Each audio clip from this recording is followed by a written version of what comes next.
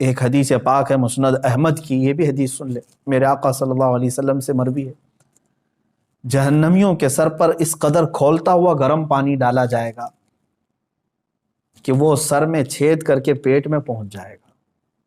اگر اوپر سے پانی گرایا جائے تو سر میں سے سوراخ کرتے ہوئے پیٹ میں گر جائے گا، اور پیٹ میں جو کچھ ہو اسے کاٹ ڈالے گا، اور یہ سب کچھ پیٹ سے نکل کر قدموں میں آ گرے گا۔ اللہ اکبر۔ اور یہ جہنمیوں کو ایک اور عذاب ہے، پہاڑ چڑھنے کا عذاب۔ صعود ایک پہاڑ ہے، کہا جائے گا کہ اس پہاڑ کو طے کرو، چڑھو۔ وہ پہاڑ چڑھنے میں انہیں 40 سال لگ جائیں گے، پھر انہیں اتارا جائے گا اور پھر کہا جائے گا پھر پہاڑ چڑھو۔ تو کچھ لوگوں کو یہ پہاڑ چڑھنے کا عذاب دیا جائے گا، یہ قرآن پاک میں بھی ذکر ہے، 70 سال لگ جائیں گے پہاڑ چڑھنے میں۔ جہنمیوں کو مارنے کے لیے جو لوہے کے گرز وہاں پر ہیں اتنے وزنی ہیں کہ سارے انسان اور جنات ملا کر کے بھی اسے اٹھا نہیں سکیں گے، لیکن وہ فرشتے جو عذاب دینے والے فرشتے ہیں وہ سخت ہیبت ناک شکل میں جہنم میں موجود ہوں گے، جو عذاب دے رہے ہوں گے، اور بے رحم، بالکل کسی پر رحم نہیں کھائیں گے۔ حدیث پاک میں یہ بھی ہے، جہنم کے دروازے پر عذاب دینے والے 4 لاکھ فرشتے موجود ہوں گے، جن کے چہرے بڑے ہیبت ناک اور سیاہ، اس قدر وہ جسیم کے دونوں کندھوں کے درمیان پرندے کی 2 ماہ کی مسافت کا فاصلہ ہوگا، اتنے بڑے بڑے فرشتے وہاں پر موجود ہوں گے۔ یہ چند تذکرے میں نے احادیث سے کیے، قرآن کی بہت ساری آیتیں ہیں۔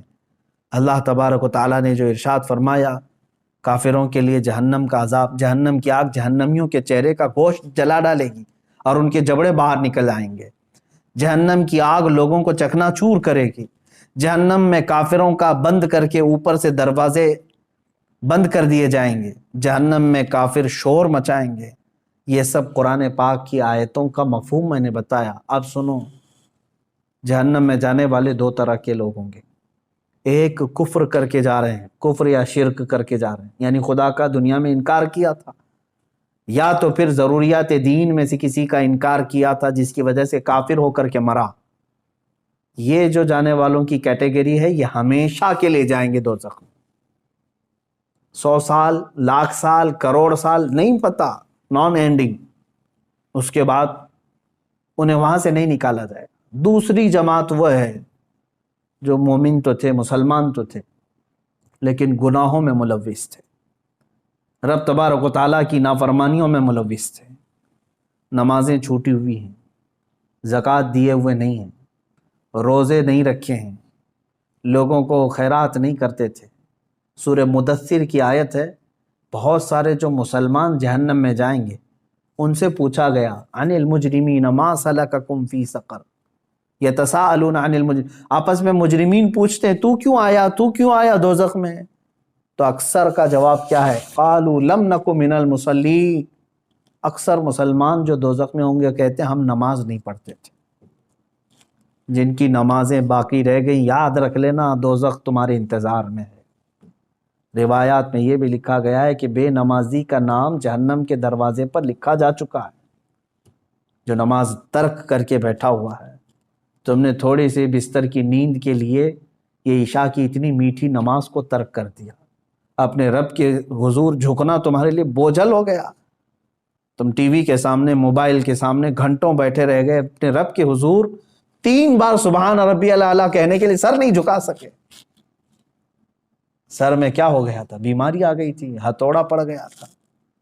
کتنے لوگ ایسے ہیں جو اپنے رب کو بھولے بیٹھے ہیں اور نمازوں سے غافل ہیں۔ ہر ایک کے کھاتے میں پیچھے پلٹ کر کے دیکھو تو تمہاری نمازیں باقی ہیں میرے عزیزوں، اور تم اللہ کے حضور جانے والے ہو۔ آخرت کا سفر بہت قریب ہے تمہارا، اور اس سفر پر جانے والا مردہ کبھی واپس نہیں آتا، اور نہ ہی تم سے کہنے کے لیے کوئی آئے گا کیا تم نے اور ہم نے اپنے ماں باپ اور اپنے بھائیوں کو نہیں دفن کیا ہے؟ ہمارے بڑوں کو اپنے کندھوں سے اٹھا کر لے جا چکے، ہم قبروں میں دبا کر کے آ گئے اور ان کو اللہ کے حوالے چھوڑ کر کے آئے۔ مجھے یہ بتاؤ کہ قبر میں ان کو کیا چاہیے کیا نہیں چاہیے، کبھی آج آ کر کے انہوں نے بتایا ہم کو؟ اسی سے سمجھ لو کہ جس دن تم بھی جاؤ گے، تم بھی بتانے کے لیے اپنے بیٹوں کے پاس کبھی نہیں آنے والے۔ تم پر کیا گزرے گی وہاں پر تم کسی سے کہہ نہیں سکو گے۔ جو کچھ ہے اپنا حساب صاف کر لو میرے عزیزو، ورنہ جہنم کا عذاب انتظار میں ہے۔ اب سوچو، اب یہ ایک روایت میں بتاتا ہوں، جب کافروں کو اللہ تبارک و تعالیٰ دوزخ میں ڈالے گا، اللہ کفر سے محفوظ رکھے، یہ اتنی بڑی نعمت تمہارے پاس ہے ایمان کی، ڈرتے رہو، اے اللہ آج تو نے مجھے ہدایت دی ہے، میری موت تک اس پر مجھے قائم رکھ۔ میں سمجھتا ہوں دنیا کی سب سے بڑی دعا یہی ہے کہ اللہ ایمان پر خاتمہ کر دے، اگر وہ ایمان پر موت ہوئی ہے تو سب کچھ ٹھیک ہے، بخشش کی امید ہے، قیامت کے دن سفارش سے بخشے جا سکتے ہیں۔ لیکن کفر پر موت ہوئی تو حضور پاک صلی اللہ علیہ وسلم بھی سفارش نہیں کریں گے، کوئی نبی نہیں، کوئی نبی شفاعت نہیں کرے گا، نہ سفارش کرے گا۔ گنہگاروں کے لیے سفارش ہے، کافروں کے لیے نہیں ہے۔ اب جب وہ دوزخ میں ڈالے جائیں گے، دوزخ کے جو داروغہ ہیں فرشتے، ان کا نام مالک ہے، حضرت مالک علیہ السلام، یہ فرشتے دوزخ کے داروغہ ہیں، دروازے پر ہوں گے، بہت سخت ترین ہیبت ناک شکل کے ساتھ جب لوگوں کو اندر ڈھالا جائے گا، وہ چیخ و پکار کریں گے بہت، یہاں تک کہ پکارتے پکارتے ان کے 1000 سال ہو چکے ہوں گے۔ کس کو پکاریں گے؟ حضرت مالک کو، کہتے ہیں کہ ہمارے رب سے ہماری بات کرا دو۔ 1000 سال کے بعد حضرت مالک پوچھتے ہیں کیا تم کیا کہنا چاہتے ہو جہنمی ہو؟ یہاں عذاب میں گرفتار یہ جہنمی 1000 سال تک پکارتے رہے، تب ان کا جواب دیتے ہیں تو سارے جہنمی کہتے ہیں بس ہمارے رب سے ہماری بات کرا دو، ایک بار اللہ سے ہماری بات کرا دو۔ فرشتہ تو کوئی رحم کرنے کو تیار ہی نہیں ہے، فرشتے کچھ نہیں ہے، جتنا ان کو آرڈر دیا گیا ہے اتنا پورا کر کے رہیں گے، وہ اپنی جانب سے نہ کسی کو معاف کریں گے نہ کسی کو ہلکا کریں گے۔ تو حضرت مالک فرماتے ہیں اللہ رب العزت جلال میں ہے اور قہر میں ہے، میری بات کرنے کی جرات نہیں ہے۔ پھر 1000 سال تک وہ پکارتے رہیں گے۔ دوسرے 1000 سال کے بعد حضرت مالک پھر پوچھتے ہیں کیا چاہیے؟ تو کہتے ہیں کہ اپنے رب سے ہماری بات کرا دو، اللہ سے بات کرا دو۔ حضرت مالک کہتے ہیں میں رب تبارک و تعالیٰ کی بارگاہ میں گزارش کروں گا لیکن میری جرات نہیں ہے ابھی۔ پھر 1000 سال گزر گئے۔ 3000 سال کے بعد حضرت مالک رب تعالیٰ کے حضور عرض کرتے ہیں اے مولا، جن کو تو نے جہنم میں ٹھونس دیا ہے، داخل کر دیا ہے، وہ سب پچھلے 3000 سال سے چیخ رہے ہیں، پکار رہے ہیں، دوزخ کے سخت ترین عذابات میں گرفتار۔ اللہ تبارک و تعالیٰ فرماتا ہے وہ کیا چاہتے ہیں؟ حضرت مالک فرماتے ہیں اے مولا، وہ کہہ رہے ہیں کہ تجھ سے بات کرنا چاہتے ہیں، رب تبارک و تعالیٰ تجھ سے وہ کلام کرنا چاہتے ہیں۔ اللہ تبارک و تعالیٰ نے جلال میں اعلان فرمایا اے مالک ان سے کہہ دو آج کے بعد نہ رب تعالیٰ ان کا خدا نہ ان کی طرف دیکھنا چاہتا ہے نہ ان سے بات کرنا چاہتا ہے۔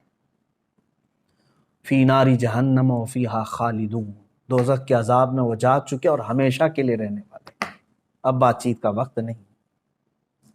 یہ کفار و مشرکین کے ساتھ ہمیشہ کے لیے جیسے ان کو اعلان ہو جائے گا وہ اتنا چیخ ماریں گے کہ جہنم ہل رہی ہوگی۔ میرے عزیزو، انہی کے چیخ و پکار اور عذابات کے درمیان کچھ گنہگار بھی ہوں گے۔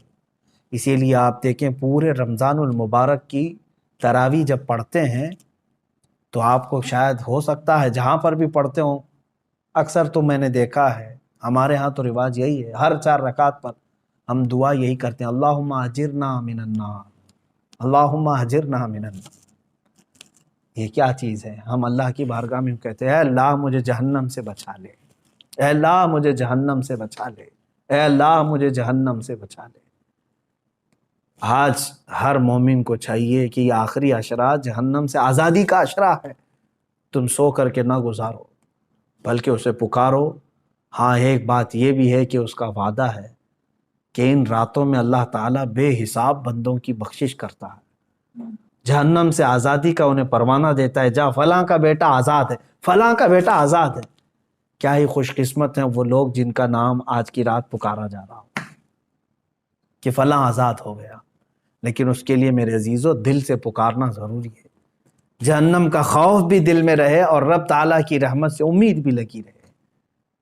اور حضرت سفیان ثوری رضی اللہ تعالیٰ عنہ کا وہ قول مجھے یاد آتا ہے، آپ فرماتے تھے اے اللہ، ایک تابعی ہیں، تابعی صحابہ کو جنہوں نے دیکھا وہ تابعی بڑے نیک، ان کی بہت ساری عبادتیں، لیکن کیسے کہتے ہیں، دیکھو اللہ کی بارگاہ میں یوں عرض کرتے ہیں اے اللہ، میرے اعمال کے حساب سے میں تیری جنت الفردوس کا لائق تو نہیں ہوں، میں تیری جنت میں جانے کا اہل تو ہوں نہیں، لیکن اے مولا تیری دوزخ کا عذاب سہنے کے قابل بھی نہیں ہوں، میں ایسا کمزور کہ دنیا کے مچھر کے کاٹنے پر بھی لگ جاتا ہوں، تیرے دوزخ کے ہولناک عذابات کا سامنا کیسے کر پاؤں گا؟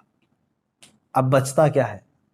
میں میرے عمل کے مطابق جنت میں جا نہیں سکتا اور تیرے عذاب دوزخ کو برداشت کر نہیں سکتا، مولا بس بات رہ جاتی ہے تیرے فضل کی، بات رہ جاتی ہے تیرے رحم کی، اگر تو فضل اور رحم فرما دے تو مجھ جیسا بندہ بھی تیری جنت کا مزہ لے سکتا۔ اے مسلمانوں، آج کی رات اور جو یہ آخری عشرہ آئے، اس میں سونے کے لیے نہیں ہے، ہاں جس قدر تم اپنے جسم کو راحت دے سکتے ہو سو، لیکن ڈر کر کے بستر چھوڑ کر کے اٹھ جاؤ کسی بھی وقت، دکھاوے کے لیے نہیں۔